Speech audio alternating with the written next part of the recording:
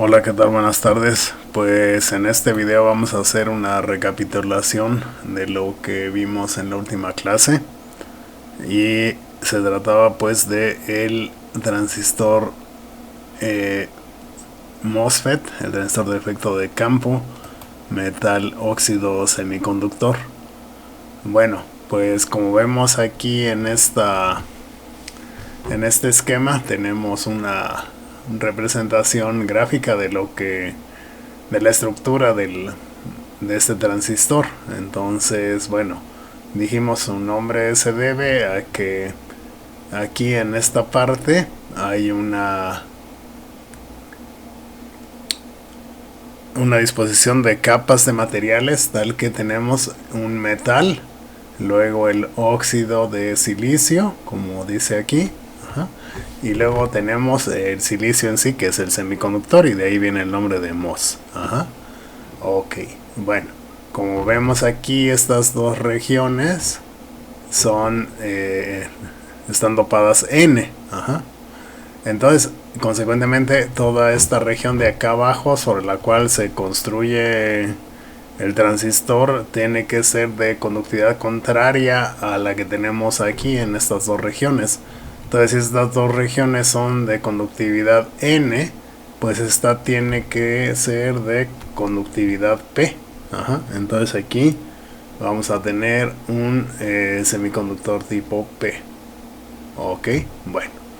Entonces, luego que dijimos, ¿cómo opera esto? Bueno, pues dijimos, ok, pues si nosotros aplicamos un potencial positivo a la compuerta, bueno, si aplicamos un potencial positivo a la compuerta, bueno, también hay que definir cómo están conectadas las otras terminales. Normalmente dijimos esa terminal que es el subestrato o cuerpo del transistor, la vamos a conectar a tierra. También, ¿qué otra cosa dijimos? Que la otra terminal, que es la fuente, que es esta que está acá, también la aterrizamos. Entonces aquí esto estaría conectado a tierra. Ok, bueno, entonces con lo cual la fuente y el subestrato usualmente van unidas. Normalmente así sucede en los dispositivos que compramos en el mercado, ¿no? Es porque solo tienen 3 terminales, entonces estas dos están ya unidas desde la fabricación. Entonces con esto, pues esta fuente que estamos colocando aquí en la compuerta, pues sería una fuente de voltaje que iría así, ¿no? Negativo aquí y positivo acá.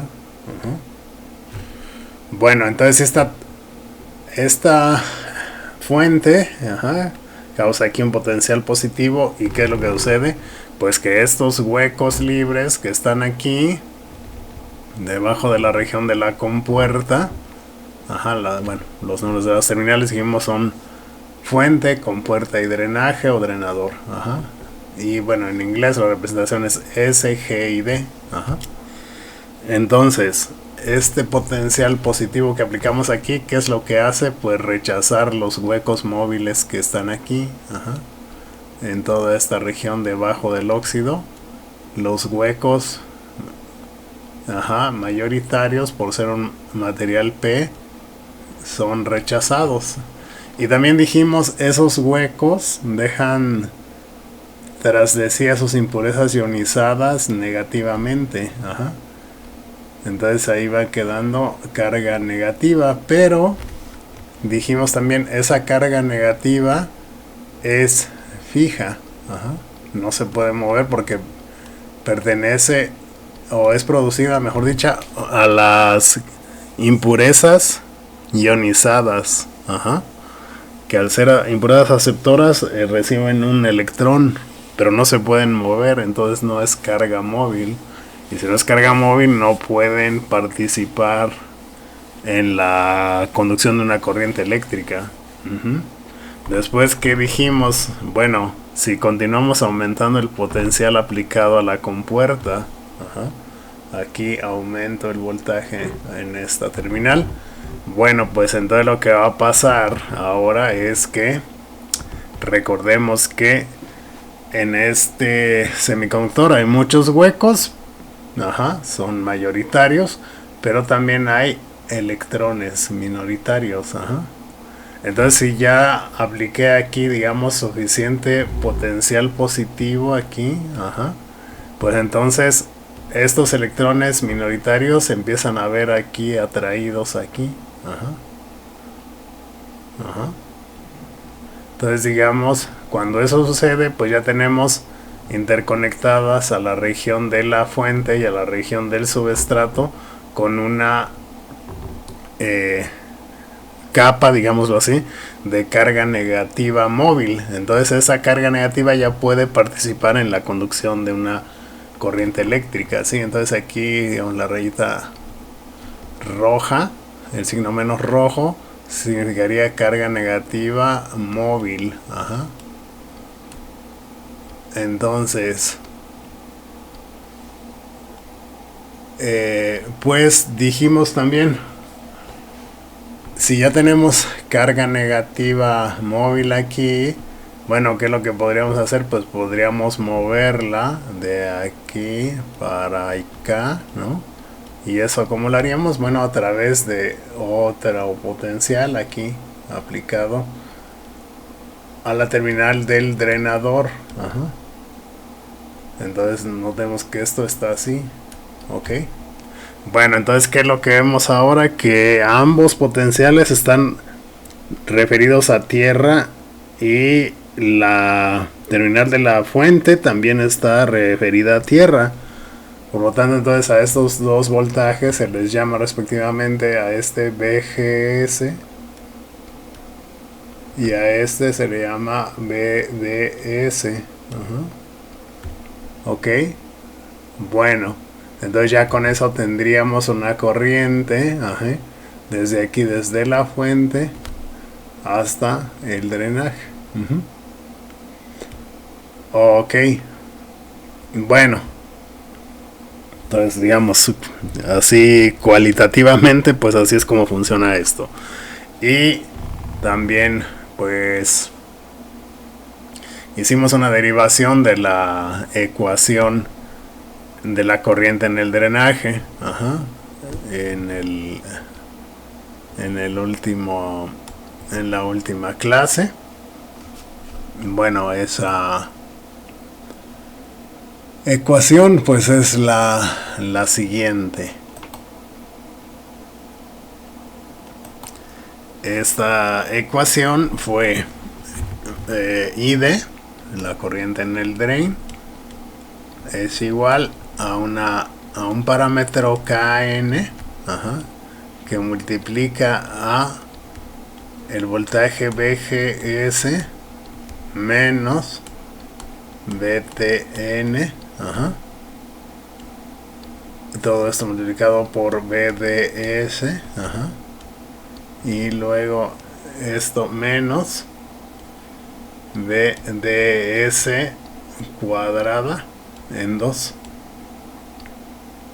¿Sí?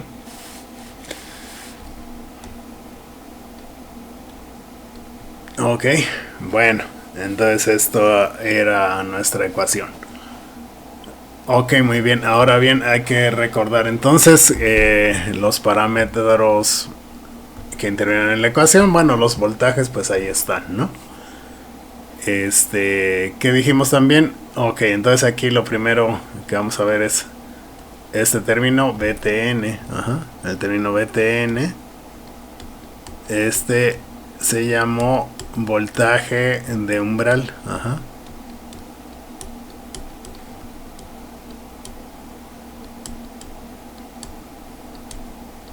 sí, voltaje de umbral. Bueno, y este era el voltaje para el cual estábamos a punto de crear este canal de carga eléctrica móvil, Entonces, si poníamos en la compuerta un potencial igual a BTN, aquí veríamos si esa diferencia nos daría 0 y todavía no hay corriente en el drenaje. Necesitamos poner un BGS mayor a BTN para que de veras exista una corriente. Entonces eso nos indica ese voltaje de umbral, ¿ok? Bueno, luego teníamos esta constante K, bueno, o no es constante, este parámetro K. Depende del dispositivo, ¿no? Este parámetro K era igual a la movilidad, en este caso de los electrones, por la capacidad del óxido, y luego por la W, que es este parámetro que está aquí, y dijimos esto es el ancho del canal. Ajá. Entonces por la W, y esta W dividida entre la L. Ajá, ¿qué cosa era la L? Bueno, pues la L, aquí se ve, ajá, es la distancia que separa a la fuente del drenador, y ese distancia se le conoce como longitud de canal. Ajá. Entonces la L. Ajá. Entonces aquí, digamos, la W es el ancho del canal. Y la L es la longitud. Ok, bueno. ¿Qué más tenemos? Pues bueno, también otra cosa, pues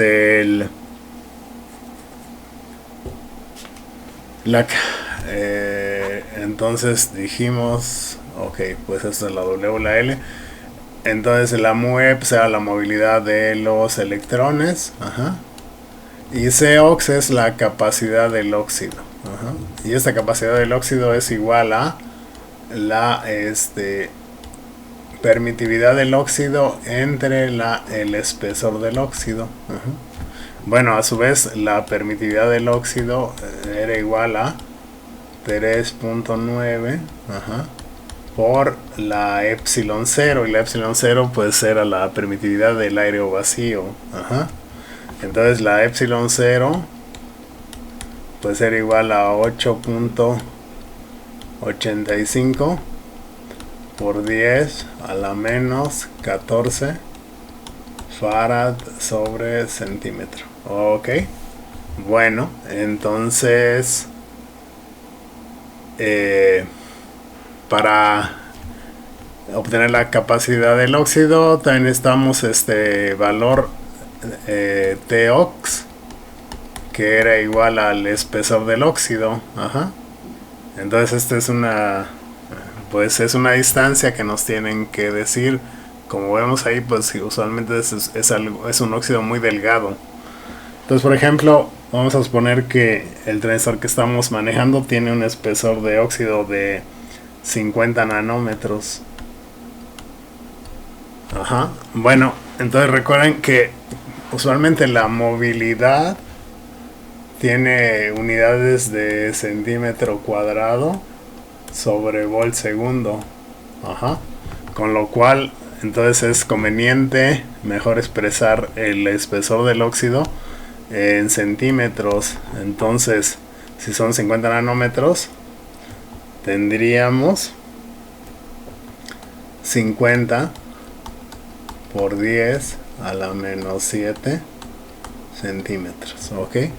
Entonces, ¿qué espesor, perdón, qué capacidad de óxido tendríamos con este espesor? Pues diríamos, ok, 3.9 por 8.85.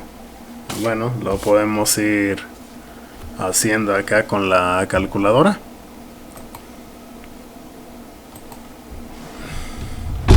Entonces diríamos, ok, pues 3.9 por 8.85 por 10 a la menos 14. Ahí está. ¿Sí? Bueno, entonces esto nos daría 3.45 por 10 a la menos 13, ¿no?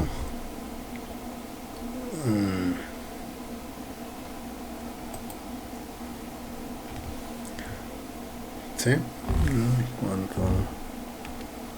3.45 por 10 a la menos 13. 3.45 por 10 a la menos 3. Y ahora esto dividido entre 50 por 10 a la menos 7. Entonces aquí tenemos entre 50 por 10 a la menos 7. Sería igual a esto. Entonces tendríamos digamos 69, ¿no?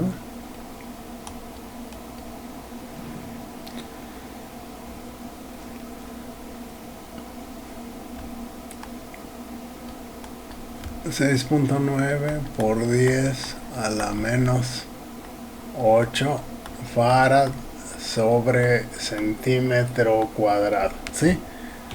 O 69 por 10 a la menos 9 farad por centímetro cuadrado, ok. Bueno, esa sería nuestra capacidad de óxido.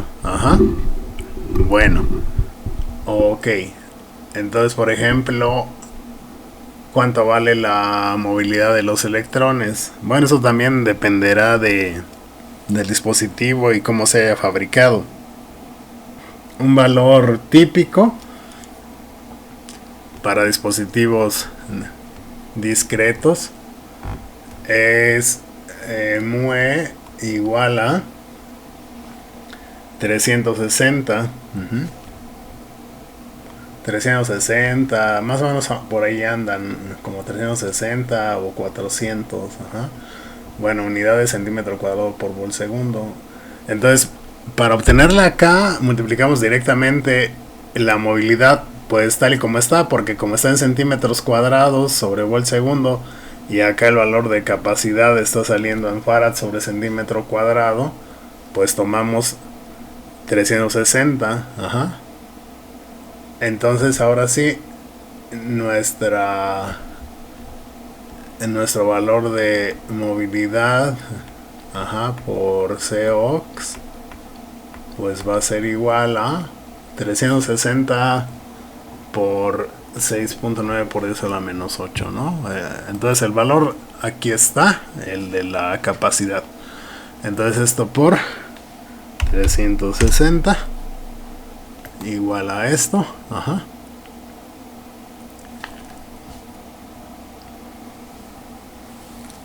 ok, entonces tendríamos 24.8 por 10 a la menos 6. ¿Sí? 24.8 por 10 a la menos 6. Sí, acá está saliendo 2.48 por 10 a la menos 5. Bueno, pues para expresarlo como micros, pongo 24.8 por 10 a la menos 6. Ok. Bueno, entonces, si recuerdan, habíamos dicho qué unidades tenía esto. Bueno, las unidades quedan amper sobre volt cuadrado.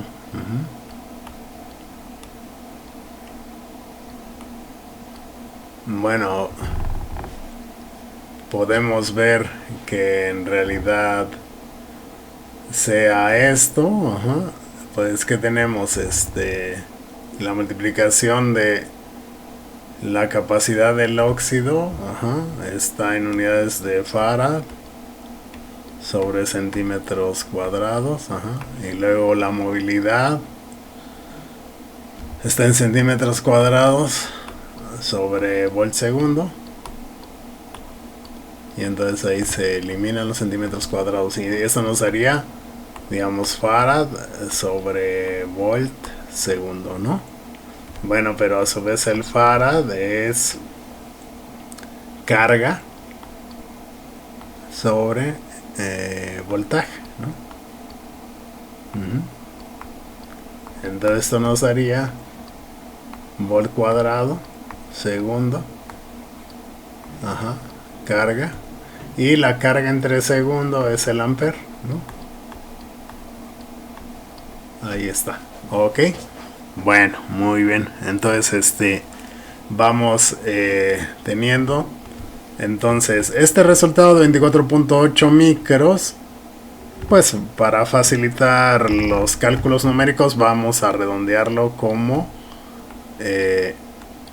movilidad por Cox igual a 25. ¿Sí? Vamos a usar 25 microampere sobre volt cuadrado. Ok. Bueno. Entonces, ya tendríamos este producto. Nos falta W y L. Bueno. Vamos a ver.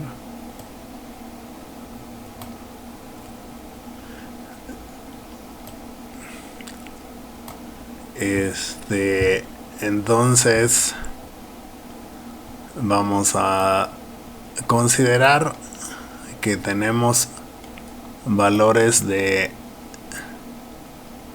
W y de L. Ahí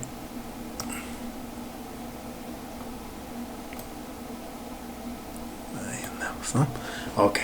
Entonces, vamos a decir, ok, supongamos que tenemos, pues esto, ¿no? Un transistor discreto y más o menos típico de W igual a 10 micrómetros, 10 micras, y una L igual a una micra. Bueno, entonces la división de W entre L, pues evidentemente nos da 10 y sin dimensiones. Entonces, como habíamos visto acá, ¿no? En la definición de K, pues es el producto de la movilidad por la capacidad del óxido por W en L. Y aquí ya tenemos el resultado del producto de la movilidad por la capacidad del óxido. Entonces ahora nos falta multiplicar esto. De aquí lo tenemos que multiplicar ahora por 10. Ok. Bueno, pues lo multiplicamos y evidentemente pues nada más le agregamos un 0, ¿no? Entonces para este transistor diríamos, ok, pues tengo una KN igual a 250 microampere sobre volt cuadrado. Ok.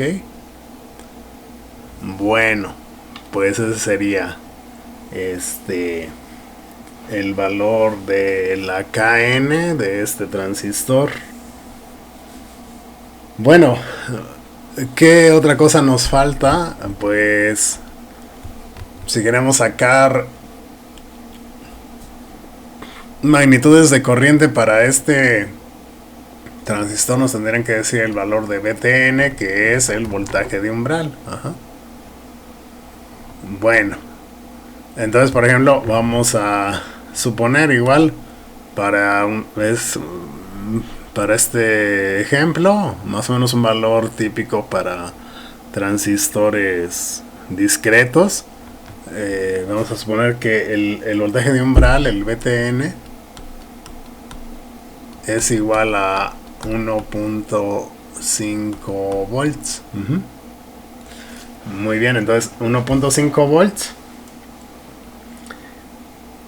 ese sería nuestro voltaje de umbral. Ok, bueno, déjenlo, escribo bien, un poco más claro. Entonces 1.5, ahí está, volts.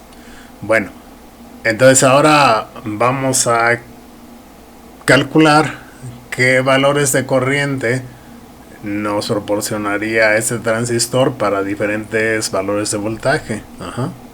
Entonces vamos a considerar que tenemos los siguientes valores de voltaje, ¿sí?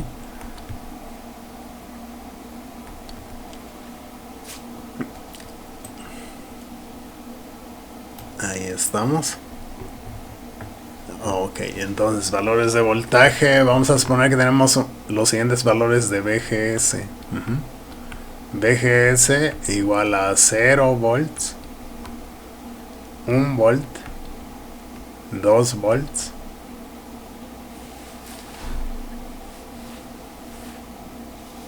y 3 volts. ¿Sí? Bueno. Y también vamos a considerar que tenemos un VDS pequeño, porque si ustedes recuerdan también dijimos la derivación de la corriente en el drenaje la hicimos considerando que el VDS era pequeño. Entonces VDS igual a 0.1 volts o 100 milivolts. Ok, bueno, entonces ¿qué tendríamos? Bueno, la ecuación la volvemos a escribir acá. ID es igual a KN por VGS menos VTN por VDS menos VDS al cuadrado en 2. Va. Pues entonces vamos a tener que ID va a ser igual, pues para todos los casos, 250 micros.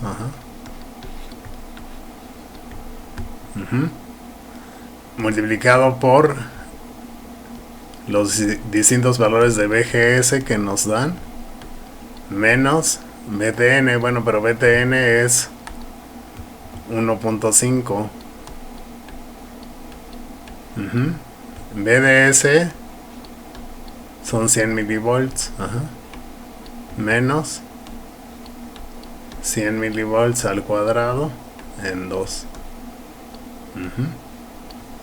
Ok. Entonces digamos en un primer caso VGS igual a 0. Bueno, en este caso ¿qué? Pues si no hay voltaje aplicado en la compuerta, la corriente en el drenaje es cero.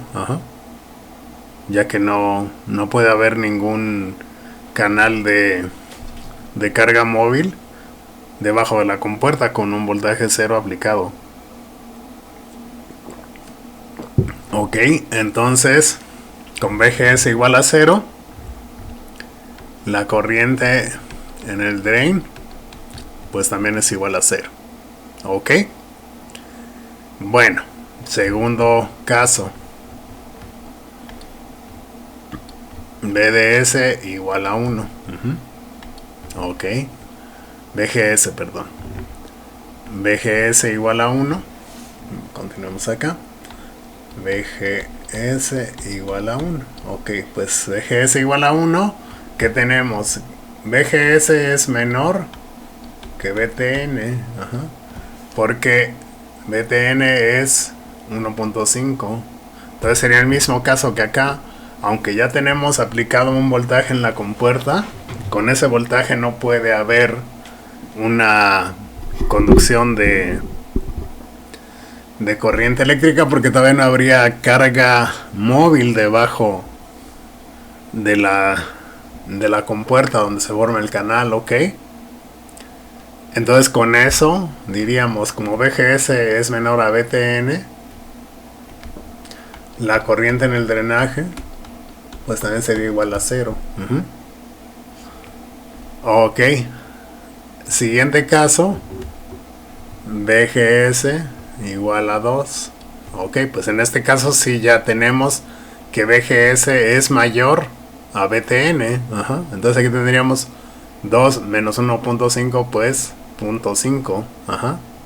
Entonces diríamos, ok, pues ID ahora sería igual a 250 micros. Y esto multiplicado por VGS 2 menos 1.5, 0.5 por 0.1 menos 0.1 al cuadrado en 2. Ok. Bueno, vamos a resolver esto. Ok, tomamos acá la calculadora. Entonces, bueno, punto 1 al cuadrado, pues va a ser 0.01, ¿no? Punto 1 al cuadrado, 0.01, ajá, y ahora esto entre 2 es igual a esto, ajá, 5 milis. Entonces aquí vamos a tener todo el tiempo menos 5 milis, ajá, ¿sí? Y luego 0.5 por 0.1 pues me va a dar 0.05, ¿no? Entonces digo 0.5 por 0.1 igual a 0.05.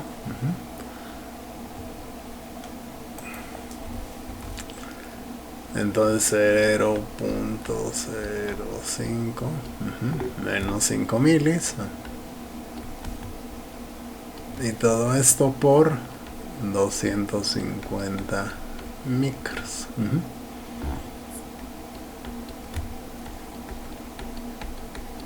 ¿Sí? Ok, entonces esto menos 5 milis. Y esto por 250 por 10 a la menos 6. Y esto es igual a esta cantidad, que serían 11.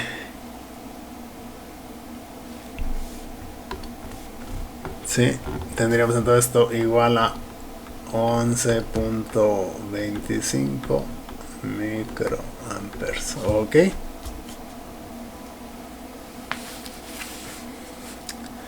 Muy bien.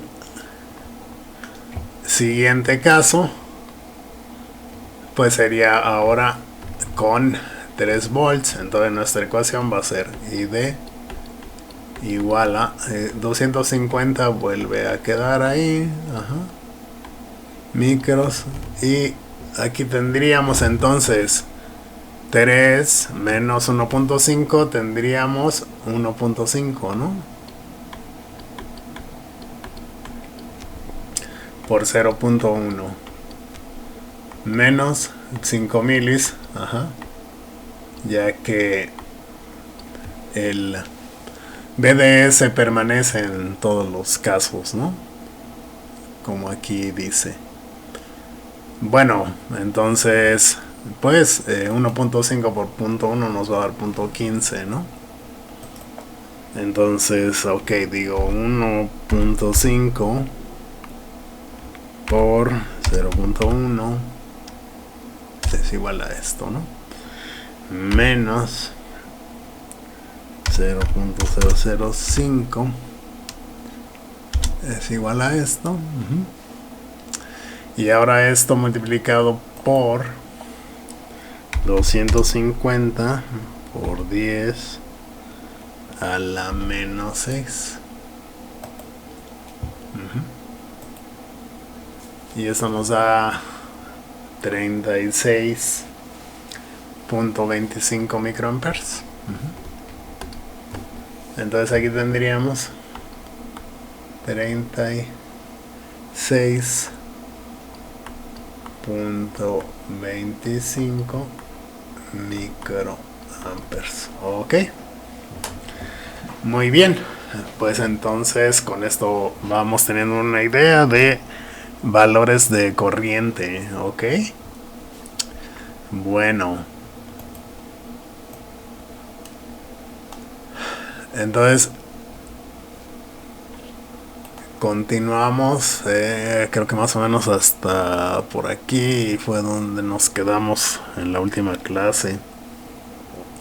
Dijimos, muy bien, pues tenemos nuestra ecuación, esta ecuación de acá. Y dijimos, bueno, si en esta ecuación consideramos valores muy pequeños de BDS, si BDS es muy pequeño, el cuadrado se va a hacer todavía más pequeño. ¿Sí? Así como vemos aquí, ¿no? El cuadrado se hace más pequeño. Y luego dividido entre 2, pues se hace más pequeño aún. Entonces, para BDS muy pequeños, esta ecuación la podemos simplificar y decir que ID es aproximadamente igual a KN por BGS menos BTN por BDS. ¿Sí? Entonces decimos ok, pues ya vamos a decir que es directamente esto. Diríamos, podríamos escribirlo tal que así, ¿no? BGS menos BTN por BDS. Sí, y esto para BDS muy pequeño, que tiende a ser. Ok, bueno, entonces y qué con eso, ¿no? ¿Para qué dijimos esto? Bueno, esto lo dijimos para tener una idea de cuál es la resistencia que introduce el transistor cuando se coloca un BDS muy pequeño. Sí, en este caso, pues si colocamos un BDS muy pequeño, pues aquí el canal de conducción simplemente se va a comportar como una resistencia, como tenemos aquí una lámina, y esa lámina pues va a tener una resistencia, y lo que habíamos dicho era que esa resistencia la podíamos obtener con esta ecuación. Bueno, entonces dijimos, si sacamos de aquí, ¿no?, la parcial de ID con respecto a BDS, pues bueno, aquí como vemos todo esto sería una constante multiplicando a esto, y la derivada de esta con respecto a sí misma sería 1. Entonces esa parcial nos daría KN por BGS menos BTN. Ok, y como vemos entonces aquí, esta derivada parcial va a tener unidades de ampere sobre volt, lo cual es una conductancia, conductancia de salida. Entonces si queremos la resistencia, pues la resistencia es el recíproco de la conductancia, ¿no?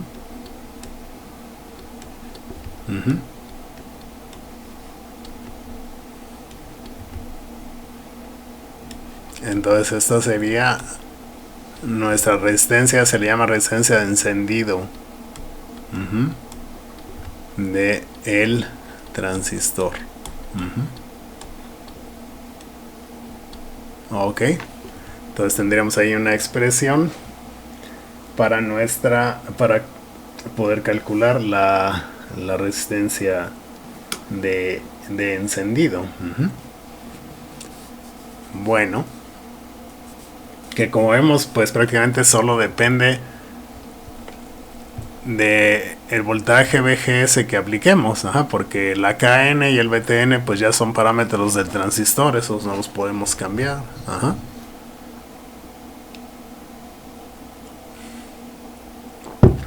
Bueno, entonces ahora vamos a calcular la resistencia de encendido para un transistor que tiene pues la misma KN que hace un momento. KN igual a 250 micros.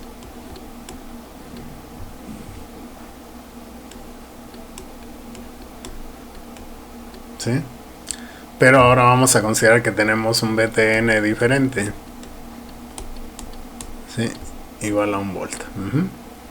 Y que estamos aplicando voltajes VGS de diferentes valores. VGS igual a 2 volts y 5 volts. Bueno, entonces ¿cuánto sería nuestra RO? Pues vamos a tener KN, entonces vamos a tener aquí 250 micros. Y luego por VGS en cada caso menos BTN, que va a ser 1 volt. 1 sobre eso. Bueno, entonces en el primer caso tendríamos VGS igual a 2 volts, como vemos aquí. Entonces, ¿qué vamos a tener aquí? 2 volts menos 1 volt, pues 1 volt. 1 por 250 micros, pues va a ser 250 micros. Y la RO va a ser el recíproco de 250 micros. Vamos a ver. Entonces tendríamos 250 por 10 a la menos 6. Pues el recíproco, ¿no? 4K.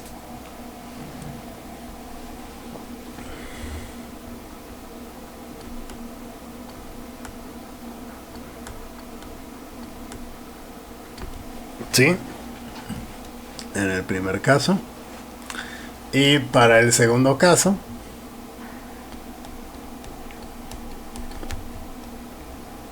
vamos a tener 1 sobre 250 micros. Y aquí que vamos a tener 5 volts menos 1, pues va a ser 4 volts, ¿no?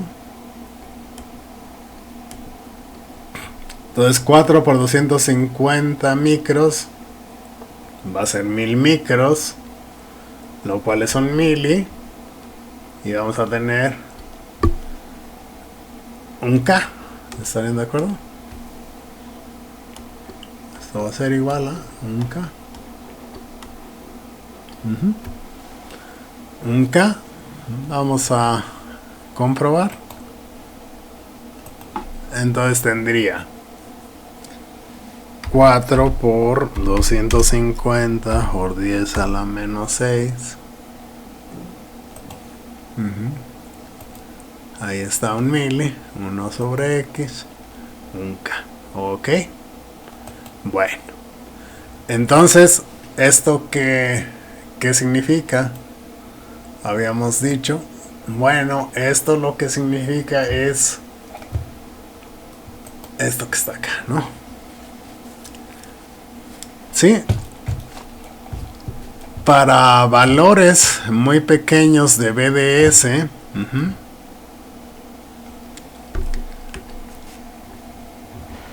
sí, muy pequeños valores de BDS,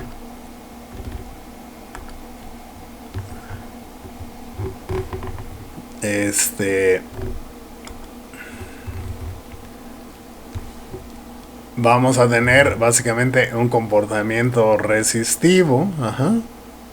La pendiente de esta línea va a ser, como dice aquí, la conductancia. Y bueno, ¿qué quiere decir esto? Que entre mayor voltaje apliquemos a la compuerta, el dispositivo cada vez va a ser más conductivo o menos resistivo. Ajá. Y entonces dijimos aquí, entonces, el dispositivo se comporta como una resistencia controlada por voltaje. Ajá. Sí, es un resistor controlado por voltaje. Aplico mucho voltaje, poca resistencia, menos voltaje, más resistencia. Ajá. Bueno, y como vemos, ya sabemos la característica pues de una resistencia, la característica IB de una resistencia pues es una línea recta. Ajá, ley de Ohm. Entonces por esa razón a esta región de operación del dispositivo se le llama región lineal. Ajá.